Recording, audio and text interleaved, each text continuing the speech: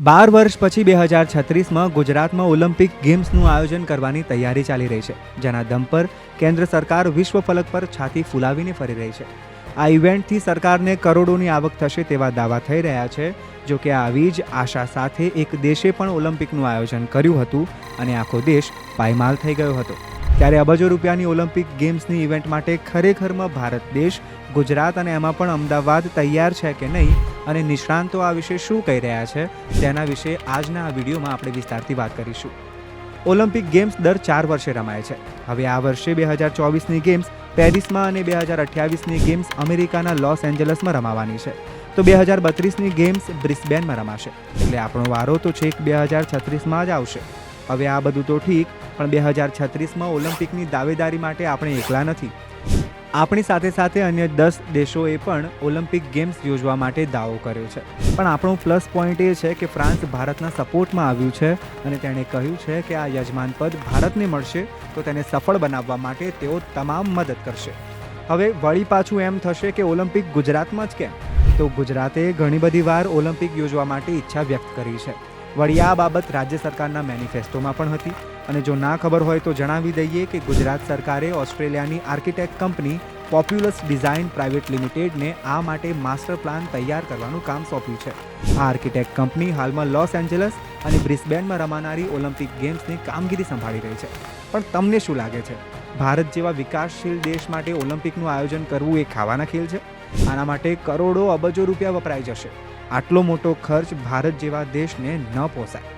હા, America, Britain, Canada, France જેવા દેશોની વાત જુદી છે, કારણ કે લોસ એન્જલસમાં હજારો દર્શકો 3 કલાકની સ્પર્ધા જોવા માટે સેંકડો ડોલરની ટિકિટ ખરીદતા નથી અચકાતા. પણ જો આટલો જ ટિકિટનો ભાવ ભારતમાં રાખ્યો હોય તો આંગળીના વેઢે ગણાય તેટલા જ લોકો જોવા આવે. આટલું જ નહીં, અમદાવાદમાં 10 નવા ઇન્ડોર સ્ટેડિયમ બાંધવા પડે, હાલના મોજૂદ સ્ટેડિયમ્સની સુવિધા પણ સુધારવી પડે, જેની પાછળ કમસે કમ 10 અબજ રૂપિયાનો ખર્ચો થઈ જાય. અને સ્ટેડિયમ જ નહીં, પણ 5 સ્ટાર અને 3 સ્ટાર હોટલો પણ ઊભી કરવી પડે. અમદાવાદ ગાંધીનગરના રસ્તા, ફ્લાયઓવર, મેટ્રો ટ્રેન, બસ સેવાને પણ ચકાચક બનાવવી પડે. હવે આ જે લોકો ભારતમાં ઓલિમ્પિક યોજવા માટે તલપાપડ થઈ રહ્યા છે ને, તેમની ગણતરી તો એવી છે કે દેશની પ્રાઇવેટ કંપની અને બિઝનેસમેનનો સાથ સહકાર લઈ આ ગેમ્સનું આયોજન કરી નાખીશું એટલે ભારતને 300 કરોડનો લાભ થશે. તેમને તો એવું લાગે છે કે જો 1000 કરોડનો ખર્ચો થશે તો પણ સરકારના ભાગે તો માત્ર 90 કરોડ જ આવશે. બાકી બધો ખર્ચો ખાનગી કંપનીઓ ઉઠાવશે. પણ ના હો, આ બધું ધારીએ ને એટલું સહેલું નથી. ખર્ચાના અસલી આંકડા બધા જ અંદાજ અને આયોજન ઉપર પાણી ફેરવી નાખે ને તેવા છે. જો કે આ અંગે એક અર્થશાસ્ત્રીએ વિચારવા જેવી વાત કહી છે કે જો આપણને એમ લાગતું હોય ને કે આવી ગેમ્સ ઉજવીને આપણે આંતરરાષ્ટ્રીય સ્તરે થોડો મોભો વધારી લેશું તો તે ખોટું છે.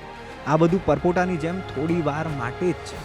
અબજો રૂપિયા ખર્ચા પછી એવું લાગશે કે કોઈક ઝાંઝવાની પાછળ દોડ્યા અને હાથમાં કંઈ જ ના આવ્યું.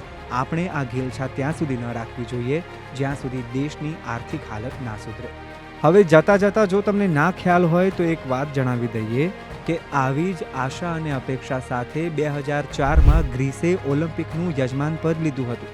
હવે યજમાન પદ તો લઈ લીધું, પણ અબજો રૂપિયાના ખર્ચાના લીધે ગ્રીસ દેશ પાયમાલ થઈ ગયો અને તેને આર્થિક સંકટ ભોગવવાનો વારો આવ્યો.